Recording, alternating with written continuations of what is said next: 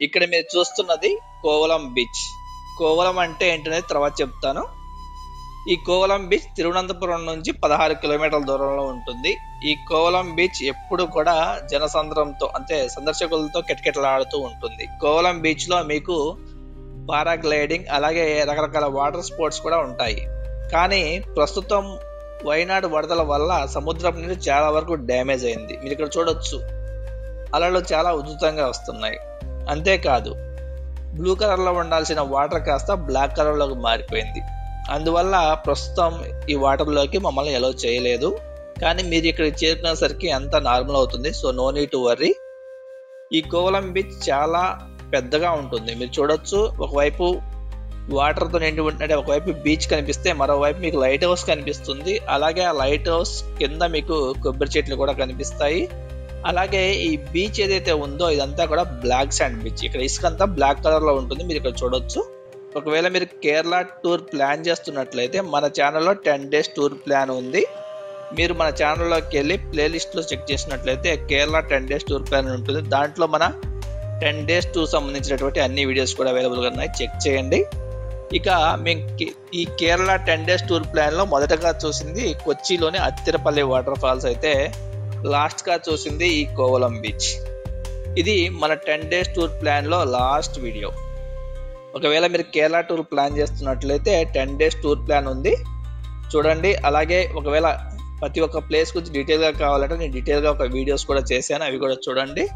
ఏమైనా డౌట్స్ ఉంటే కామెంట్ చేయండి, తప్పకుండా మీకు రిప్లై ఇవ్వడానికి ట్రై చేస్తాను. అలాగే వీడియో నచ్చినట్లయితే లైక్ చేయండి, షేర్ చేయండి, సబ్స్క్రైబ్ చేయండి. ఇలాంటి మరిన్ని వీడియోస్ కోసం మన ఛానల్ని చూస్తూనే ఉండండి.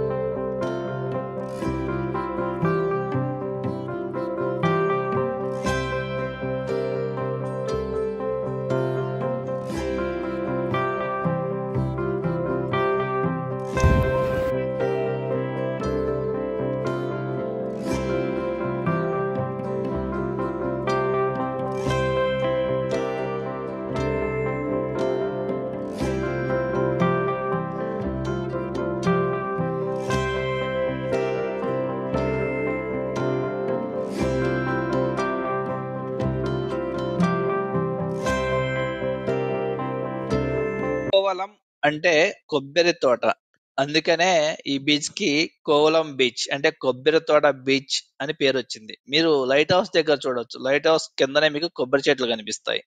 అందుకే ఈ బీచ్ కి కోవలం బీచ్ అని పేరు వచ్చింది.